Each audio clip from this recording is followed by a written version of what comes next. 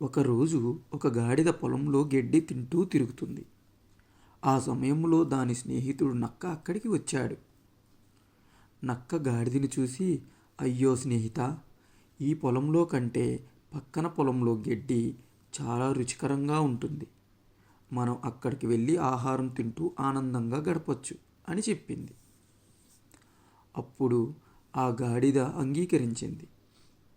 ఇద్దరూ ఆహారం తింటూ సమయం గడిపారు.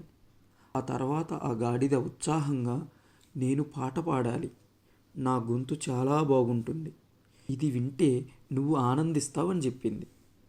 దీన్ని విన్న నక్క భయపడి, ఇక్కడ మౌనం అవసరం, లేకపోతే పొలం యజమాని వచ్చి మనిద్దరిని పట్టుకొని కొడతాడు, నువ్వు పాటలు పాడవద్దు అని చెప్పింది.